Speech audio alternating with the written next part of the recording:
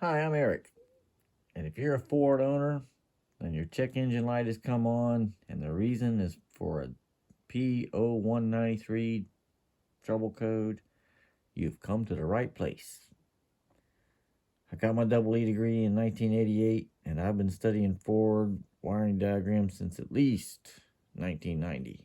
Okay, so things you're going to hear from me today may be quite different than what you read, and I want to clear up a lot of confusion and tell everybody how to properly troubleshoot this failure. Okay, I'm going to explain to you what the failure, what causes the actual code to come on your engine. I'm going to give you very specific resistance measurements to make with any kind of cheap volt ohm meter. And I'm also going to show you how I can recreate an intermittent failure on this unit right here. Okay. So to begin with, this is off of a 2007 Explorer Sport Trac with a 4.6. Most of that's almost irrelevant. Ford used this exact same Bosch sensor for probably 2004 to 2014 on nearly every car that they made. Okay, so troubleshooting is going to be the same on all of those vehicles. And it's really going to be the same even on earlier or later vehicles. The same principles are going to apply. Okay, so this engine failed obviously for a P0193. I cleared the codes in the engine computer. I restarted the engine and the code immediately came back. I know I have a hard failure.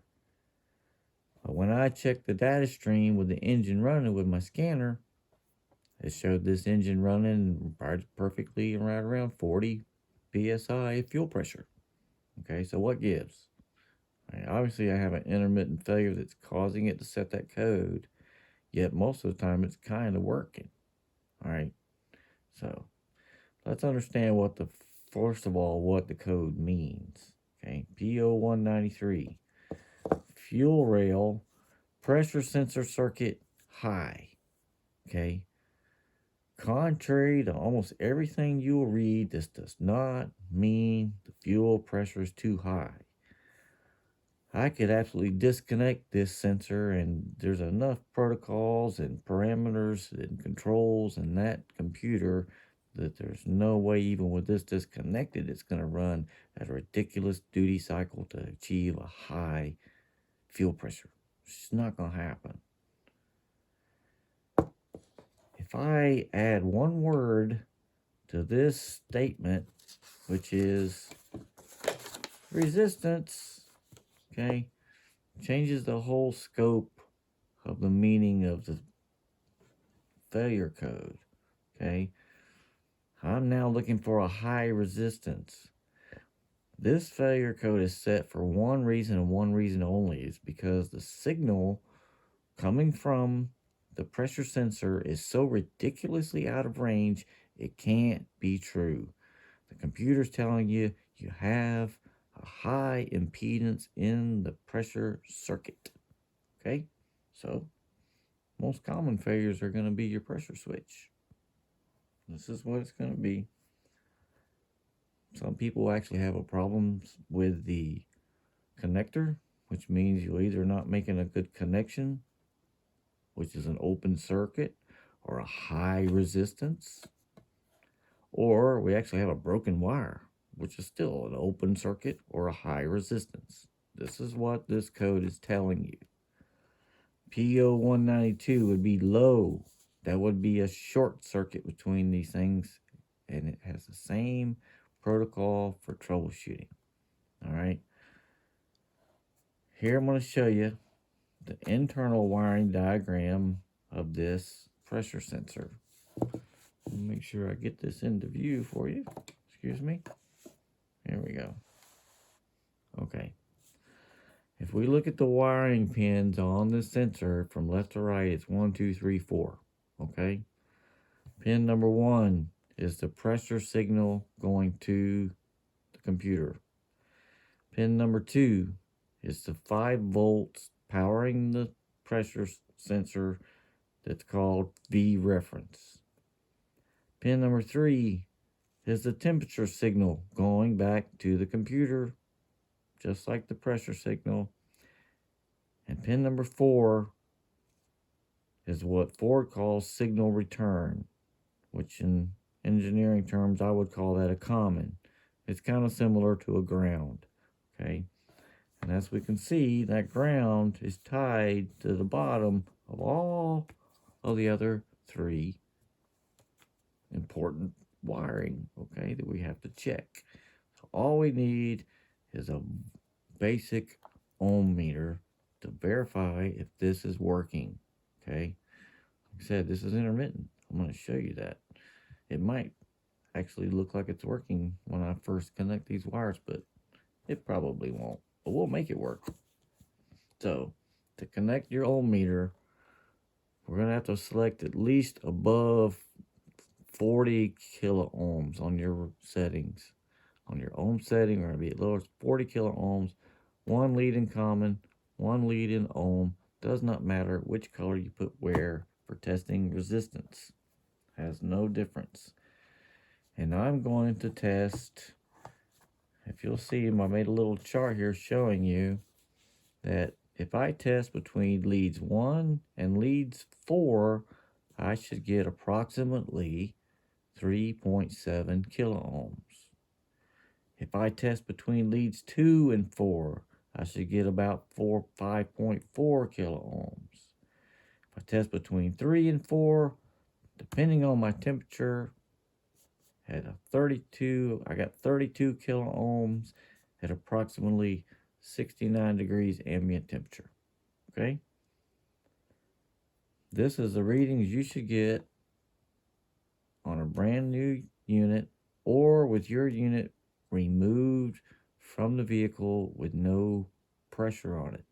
If it actually has fuel pressure on it, then quite likely the 1 to 4 resistance will be different. Okay, so let's just check these things. I'm going to show you why this one's bad, and we'll see if we can actually make it work. All right, so all I'm going to do is going to hook this little convenient alligator clip up to pin number 4. Okay, I'm going to put this here where you can maybe see it a little better, and I'm just going to connect my other lead to pin number 1, and look, I got nothing. All right. First test you should really always do for any voltmeter, as I said, it doesn't matter how cheap they are, is when you touch the 2 leads together, you should get 0.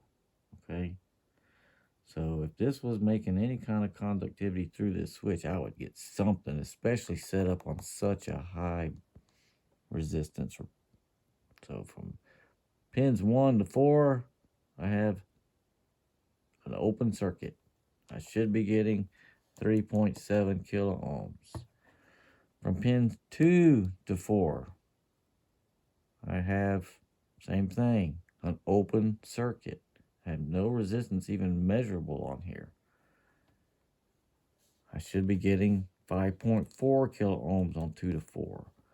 On pins 3 to 4, now there's my number. I got, like I said, roughly almost 33 kilo ohms, approximately 69, something like that degrees here where I'm at. Okay, so I'm going to connect another alligator clip, and I'm going to show you how I want to make this work. And all you got to do is going to be a little bit of noise. Not too bad, I hope. I'm going to connect another clip. I'm going to connect between clip 1 and clip 4. As you can see, I have 0 continuity. And I'm going to take this hairdryer. I'm going to heat this up. After I heat it up, watch what happens. And we'll also go back and double check our temperature signal and see how it changed from the heat. Okay, so I try to keep my fingers out of this thing just a little longer.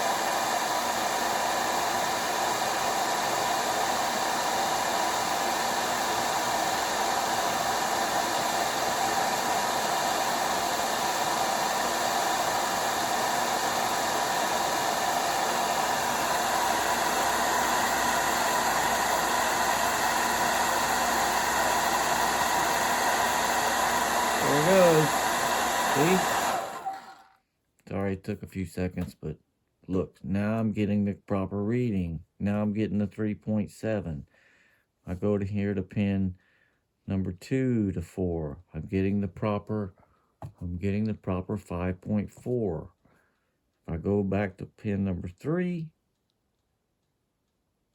now I'm reading only 10.7 kilo ohms on my temperature scale. So you can see how much just that amount of heat changed. I went from 33, and you can see it's cooling off.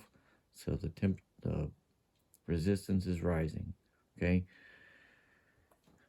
Once this cools back off, that pressure sensor is going to fail again, okay? This is why when you go out in the morning and start the car, it sets the code off for initially failing. When the car warms up, this starts to function, and you can actually see it's working on your data stream, okay? This is defective, all right?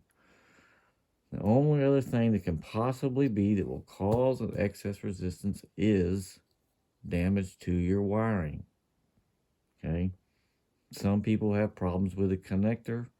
Either it's going to be the metal tabs that reach in here and connect to these pins, or it could just be a break in the actual wire where it's coming up and into that connector, okay? We can use the same ohm meter to determine which wire it is, and we can also use this as a voltmeter to test to make sure we have voltage coming to the sensor, okay? That's probably the easiest thing to do first, is to make sure we have voltage. Believe me, if you don't have B reference coming to your pressure sensor, you probably don't have it going to other places, and you're going to have all kinds of other data codes as well. But we can still test on pins 2 and 4 of the corresponding connector, test across those 2 leads, and make sure that we get positive 5 volts DC, okay? If you're probably going to have it, it's most likely, but you could have a broken wire in one of those 2 leads, and there's your problem. If you have a problem with actual 193, it's only going to involve pin number 1, okay? Pin number 3 would be a different code for pressure, your temperature sensor being bad. So the wire color that's in the pin that's coming from your connector, you're going to find the identical wire color at your computer. And they're going to take 1 lead of your test and put it at the computer of your ohm meter, and put 1 lead at the connector. And we should get 0 ohms on our meter, okay? These are the only 2 things that can possibly be wrong if you get this code. You have a defective, malfunctioning sensor, or you have a broken wire going from between the sensor and the connector. This is all it can be. There's absolutely 0 to do with your fuel pressure, okay? Tons of people spend a lot of money replacing a lot of fuel pumps and modules to end up in the same place as this. It probably had the same similar, sometimes working and sometimes not working sensor sitting off that code. All right, check this the right way, guys. Use an ohm meter. It's the only way you're going to solve this problem. Okay, so I really hope this helps people out. It's the whole point of me showing you this. I can do this in my sleep.